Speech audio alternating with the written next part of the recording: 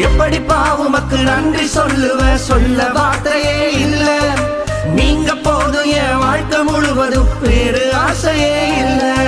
எப்படிப்பா உமக்கு நன்றி சொல்லுவ, சொல்ல வார்த்தையே இல்ல. நீங்க போதும் என் வாழ்க்கை முழுவதும், வேறு ஆசையே இல்ல. என் தாய் உருவாகும் முன்னே என் கருவை கண்டீரையா.